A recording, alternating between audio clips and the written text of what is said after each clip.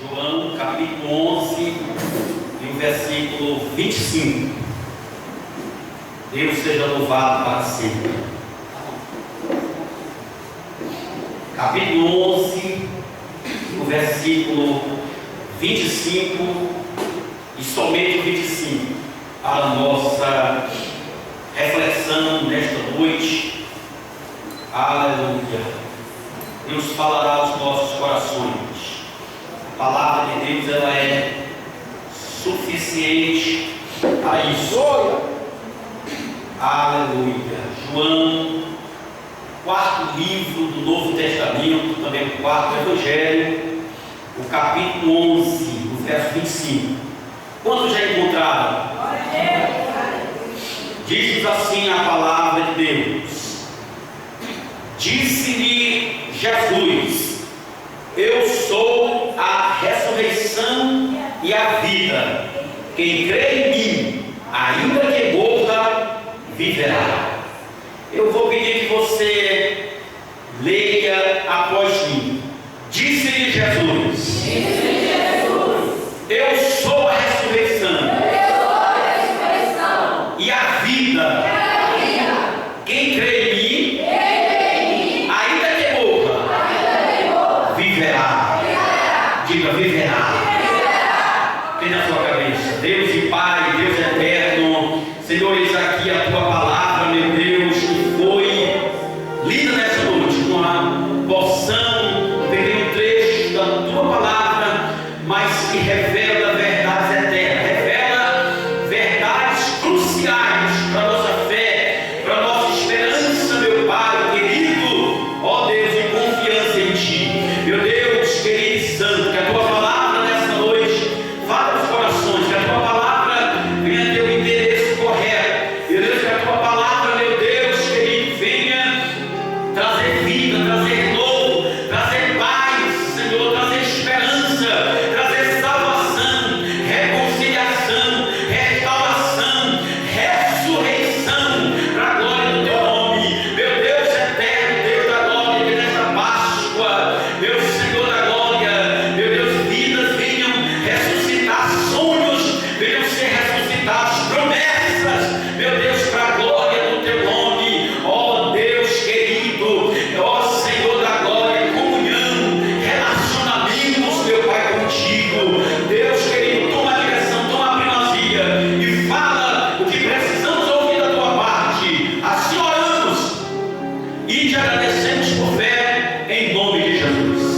Tome o seu assento, por favor. Glória ao nome do Senhor. Meus amados, nós estamos diante de uma das declarações mais fortes que Jesus já falou em toda a Bíblia. Um pouquinho mais baixo fundo. Uma das maiores declarações, das 7 vezes que ele declara eu sou, aqui no Evangelho, conforme escreveu João. Essa é a quinta declaração das 7 que ele faz. Interessante que essa declaração que ele veio fazer, ele faz essa declaração para uma mulher que muitas das vezes a gente sempre olha com um olhar crítico, né? Com um olhar crítico. Não, Marta é a mulher que está envolvida e tudo, e Maria é a mulher de fé. Mas foi para ela que Jesus deu essa declaração. A mulher estava ocupada, estava na luta. E ela falhou daquela vez que Jesus foi lá, porque ela estava ali naquela correria, mas ela quis ensinar o melhor para ele. Dá um grande banquete. Só pegou no ponto, porque o momento da palavra é a palavra. O momento de atenção com o mestre, toda a atenção que podemos dar é curta. Por isso que num momento como esse, da pregação da palavra, quem já tomou água, tomou, quem já foi ao banheiro, foi, agora é hora de aguçarmos para ouvir o que o Espírito diz à igreja. Então ele declara para ela: eu sou a ressurreição e a vida. Jesus faz essa declaração porque Lázaro, seu irmão, tinha morrido e 4 dias de morto. E a fé dela foi uma fé também operante. Ela disse: se o senhor estivesse aqui, meu irmão não teria morrido. Não se sabe qual era a doença, mas a doença para Lázaro ter morrido, com certeza, foi uma doença fatal. Foi uma doença que não se achava cura na medicina. Vale se lembrar que naquele tempo a medicina não tinha um avanço que tem hoje. Por exemplo, uma mulher que sofria com hemorragia, hoje nós sabemos que a hemorragia, a medicina, ela alcança isso tudo. Naquele tempo não. Tinha uma mulher que tinha uma hemorragia e passou 12 anos e gastou tudo que tinha com os médicos e a situação não melhorava, ia de mal a pior. Então, mas ela reconheceu que se Jesus estivesse lá, aquela doença de Lázaro que era para a morte, Jesus traria vida. Ela só ainda não conhecia quem era o seu hóspede, que ele vai além da medicina, ele vai além da cura e também vai até além da morte. Ele vai até além da morte. Não sei se você já ouviu o ditado muito corriqueiro que as pessoas dizem: tem jeito para tudo, só não tem para a morte. Quem já ouviu? Né? Tem jeito para tudo, só não tem para a morte. Até para a morte já não deu jeito. Até para a morte Jesus venceu ela. A morte foi vencida quando Jesus Cristo morreu em uma cruz. O paradoxo aí, que é interessante, é que Jesus vence a morte com a sua morte. Ou seja, a morte morreu com a morte de Jesus, né? E lá quando João veio do Apocalipse, já glorificado, sabe o que Jesus disse para ele? Eu tenho em minhas mãos as chaves do inferno e da morte. Então, Jesus disse para ela, quando ela disse: mestre, se o senhor estivesse aqui, meu irmão não teria morrido. Mas eu sei que mesmo agora, é isso aí que a gente esquece de olhar na vida dessa mulher. Porque tem muita gente, irmão, que só olha os defeitos das pessoas. Tem gente que só consegue olhar os pontos negativos, mas não consegue olhar os pontos positivos, né? Por exemplo, muitas pessoas podem falar de Pedro, mas você já tentou caminhar sobre o mar? Então é muito fácil falar, difícil é fazer o que as pessoas fazem, né? Muito se fala de Marta, aquela mulher que estava muito ocupada e falhou naquele momento lá de não ter ouvido o médico. Mas sabe o que ela disse para Jesus? Mestre, se o senhor estivesse aqui, meu irmão não teria morrido. Mas eu sei que mesmo agora o seu irmão estava morto, com 4 dias. Ela disse: mas mesmo agora, eu sei que tudo que tu pedires a teu pai, ele te concederá. Então, Marta, ela poderia ter falha em algumas coisas, mas fé ela tinha. Aí Jesus disse assim para ela: Marta, teu irmão há de ressuscitar. Aí ela pensa que a gente está falando uma linguagem escatológica, a ressurreição do último dia. Eu sei que meu irmão há de ressuscitar na ressurreição dos mortos. Ela cria em ressurreição. Ela cria que haverá uma ressurreição. Muitos hoje não creem. Muitos hoje não creem que vai ter uma ressurreição, vai ter um juízo de vivos e mortos. Muitos hoje não creem que existe vida após a morte, que vai ter um comparecimento perante o Senhor, um arrebatamento da igreja. E ela crê em tudo isso. Ela crê em tudo isso. Mas Jesus declara para ela: eu sou. Ele está falando agora do verbo presente, o agora, o aqui e agora. Eu sou a ressurreição e a vida. Ele é a ressurreição, ele é aquele que tem vida. Se ele é a vida, então a morte não poderia tirar a sua vida. E é tanto que a morte não conseguiu tirar a vida dele. Mas como foi então que ele morreu? Ele se entregou. A morte não conseguiria matá-lo, porque a morte só tem acesso a quem pecou.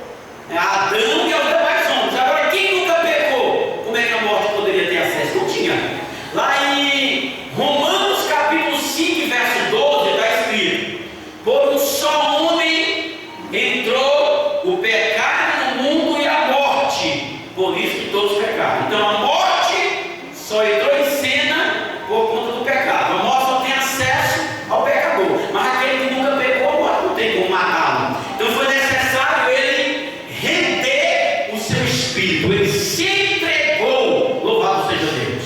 Mas ele mesmo já anunciava. Jesus, quando estava com seus discípulos no ministério terreno, ele disse: olha, ponde isso nos vossos corações. O Filho do Homem vai para Jerusalém e vão escarnecer dele, vão açoitá-lo, irão matá-lo, mas ele vai ressuscitar ao terceiro dia. Ele falou isso. O discípulo foi o que não gravou a mensagem, porque aquela mensagem que não é a que agrada os nossos ouvidos, para ele, a gente tem dificuldade de captar, tem a dificuldade de decorar. Parece que esse assunto não entrava no discípulo, e eles tinham vergonha de indagar, pensando que Jesus estava falando algum enigma ou alguma parábola, mas ele estava dizendo literalmente que ele iria morrer e ressuscitar ao terceiro dia. Os profetas falam da sua morte e ressurreição. O profeta Oséias fala até que ele iria ressuscitar com 3 dias. Oséias capítulo 6 e verso 2, né? Eis que ao terceiro dia reviverá e estará conosco. Está escrito tudo isso. Então Jesus se revela com a vida. Jesus também se revela que, assim como o Pai ressuscita quem Ele quer, também Ele concedeu esse mandamento ao Filho. Então, se Jesus, enquanto vivia no seu ministério, Ele poderia ressuscitar quem Ele quisesse, obviamente, Ele também teria poder de ressuscitar a si próprio, né? Ele declarou isso lá em João capítulo 10. Em João capítulo 10 ele declara isso, que ele tinha poder de dar a sua vida e retomá-la de volta. Ele tinha poder, ninguém conseguiria tirar dele. Ninguém conseguiria tirar a vida dele. Ele mesmo tinha poder de dar a sua vida e tornar a retomá-la. Nenhum outro homem conseguiria isso. É por isso que Jesus Cristo é o único que salva, porque nenhum outro morreu e ressuscitou. Nenhum outro ressuscitou ninguém. Você sabe de outro fundador de religião que andava ressuscitando as pessoas? Você sabe de um outro fundador de religião que morreu, mas o sepulcro dele está vazio porque ele ressuscitou? Eu desconheço. Os fundadores das maiores religiões do mundo, vá lá no sepulcro dele, que o corpo está lá, viu? É assim com o fundador do islamismo, é assim com o fundador do confucionismo, é assim, me ajudem aí, louvado seja o nome do Senhor. É assim com todos os segmentos aí, aonde você for, budismo, bem lembrado, todas essas religiões mundiais, se você for lá no sepulcro, está lá, o sepulcro, os restos mortais dos fundadores. Mas se você ir em Jerusalém, na Jerusalém antiga, você vai encontrar uma frase: ele não está aqui, porque já ressuscitou. Ele ressuscitou, ele vive. Bendito seja o nome do Senhor. Ele vive. Por isso, nós podemos crer no amanhã, porque ele vive. Ele diz: eu sou a ressurreição e a vida. Ele é a ressurreição, e ele demonstrou isso trazendo a ressurreição espiritual para aqueles que espiritualmente estão mortos. A Bíblia diz que lá em Efésios 2:1 que ele nos deu vida, estando nós mortos espiritualmente. Quando uma pessoa se converte a Cristo, sabe o que acontece com ele? Ele ressuscita espiritualmente. Ele estava morto, ele ressuscita. Então, Jesus Cristo, no seu ministério, ele ressuscitou pessoas. Por exemplo, ele ressuscita uma jovem de 12 anos, filha de um líder da sinagoga chamado Jairo. Ele ressuscita o filho de uma viúva da cidade de Naim. Ele ressuscita o próprio Lázaro, com 4 dias de morto, já em estado de apodrecimento, putrefação. Jesus chama Lázaro para fora.